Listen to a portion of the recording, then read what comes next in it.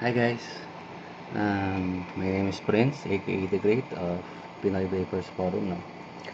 I just arrived and it's a little bit late, but I'm really very excited to show you um, this local mod no, na kakakuha ko lang. It's from Alan Padohino of Caloocan. It's the Curves. Man, this thing is very small. Talagang, if you compare it to an 18500, 18490, 18500 battery ng Provari Mini, ito siya.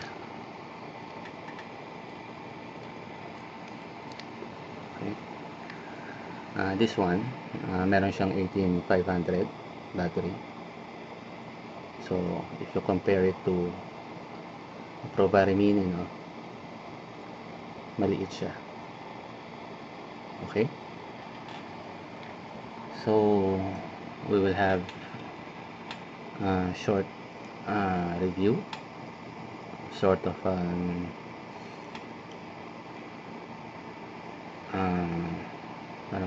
first impression.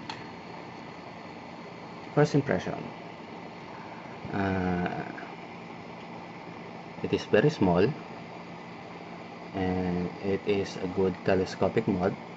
It can accommodate 18350, 18490, 18500 and 18650 battery. The threads are buttery smooth, as you can see. Sobrang smooth niya, no? Okay, and it has lock feature for the button.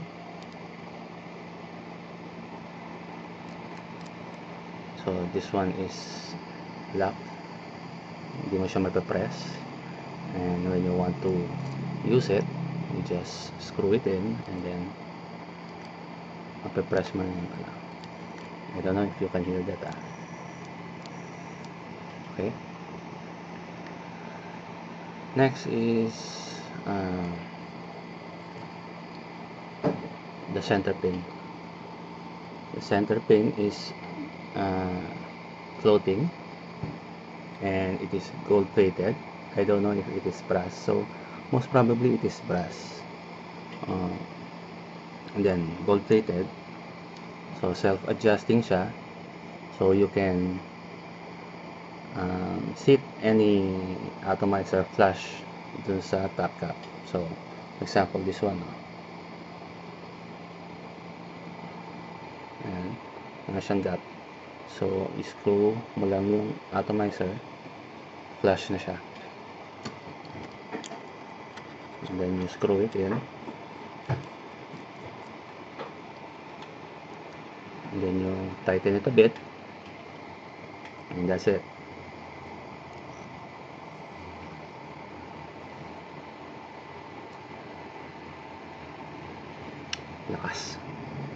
Lakas mga pare. And then this one, the bottom cap with the bottom firing button. So ang kanyang firing button is sealed. Tama?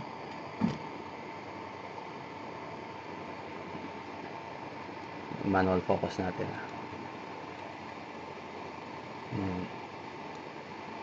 Gold plated, sealed. So kahit pindutin mo rito, hindi gagalaw yan.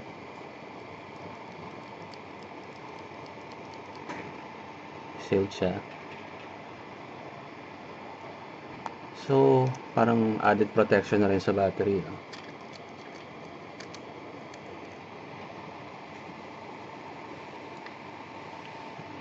So yung mga ibang vapors dyan na nanggigigil sa switch, hindi nyo na masisira yung battery nyo kahit i-press nyo ng i-press ng madiin, kasi nga sealed yung bottom. Okay, so this is the 18500 configuration.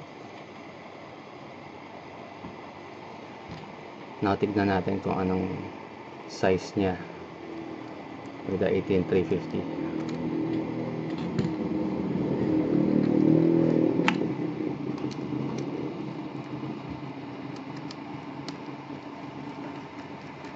Okay.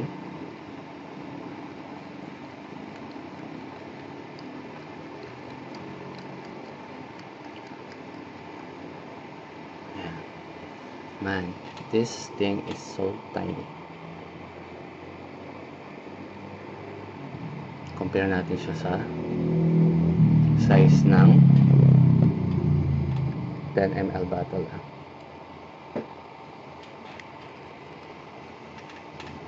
Yan siya. Ganyan siya kaliit. In 18350 mode. Okay. I hope you don't mind. This is a rush review as requested by Alan. It has juice well as well, and the 510 connector is built in.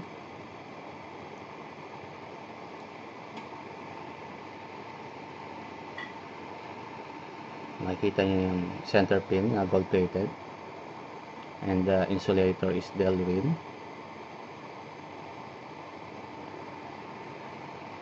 Meron din siyang 4 na air channel.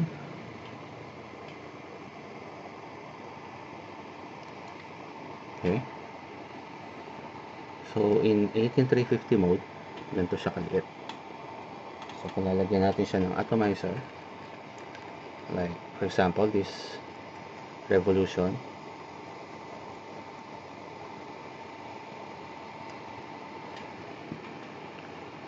ganito siya kaliit.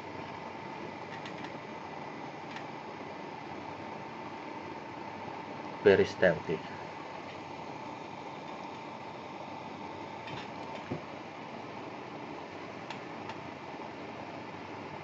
Now if you want your Atis flash sa top cap,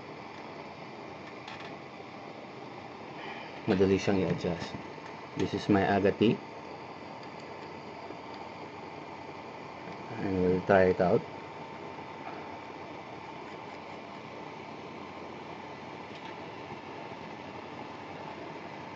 Ano, flash na siya. So we just tighten it a bit again.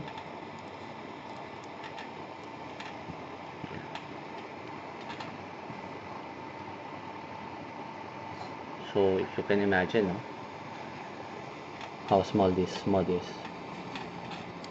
Very sturdy. The material is made out of 304 stainless steel.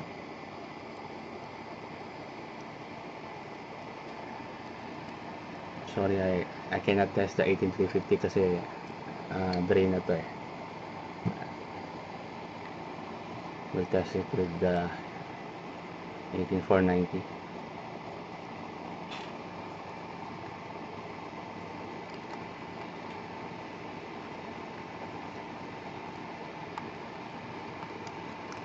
Okay.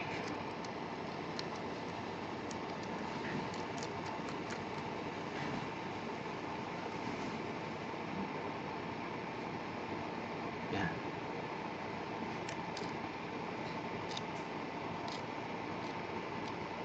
The locking mechanism is very smooth also.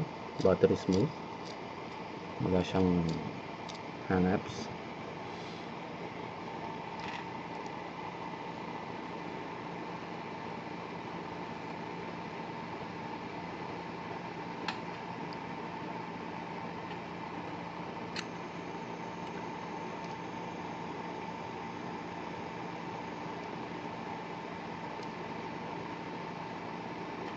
Sarap. Now I think the Curbs mod by Alan Paduhino will be launched this Saturday, no? I don't know if it will be in Caloocan in Vapaholic. I think the SRP is 4,300. No, for 4,300 mabibili nyo na to, the Curbs Mod by Alan Padurino, APV.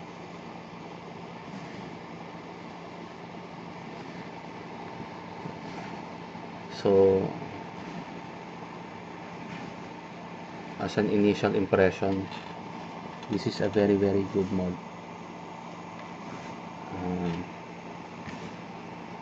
Very small, very light, stainless steel, and gold-plated contacts for better conductivity. So try ulit natin yung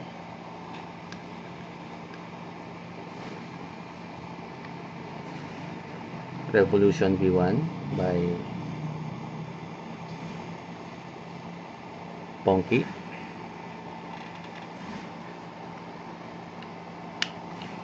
And Hookups Vapor.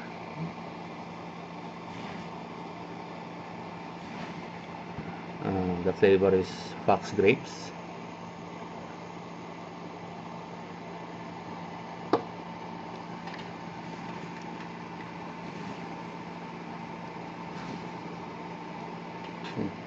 My fan, excuse me.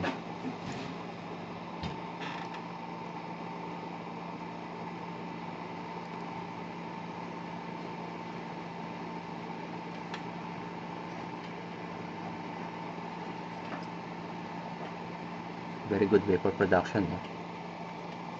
Lakas ng bato niya.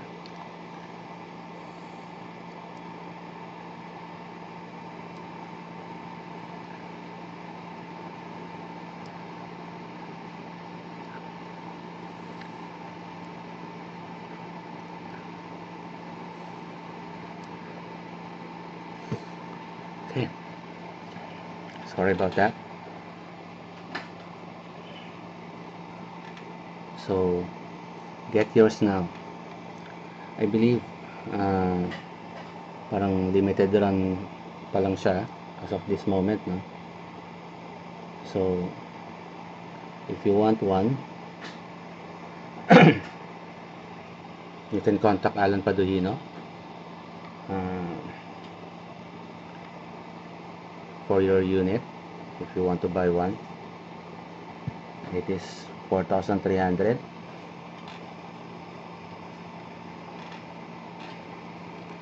Oh, by the way, ito yung isa pang atomizer niya, the Nemesis.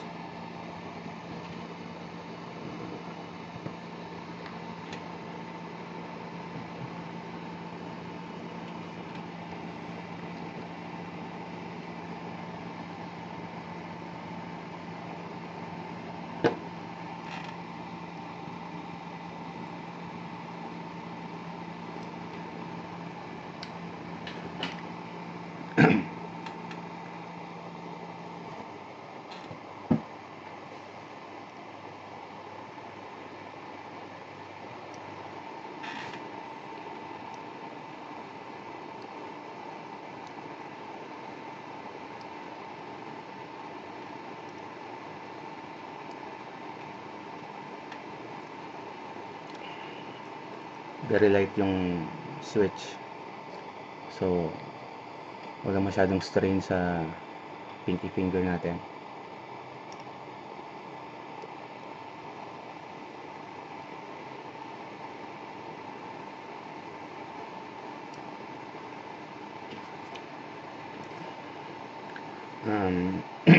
So that's it.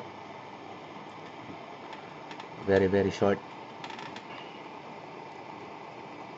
first impression of the Curbs by APV, Alan Padurino. Again, this is Prince Rivera of Pinoy Vapors Forum, aka The Great, signing off.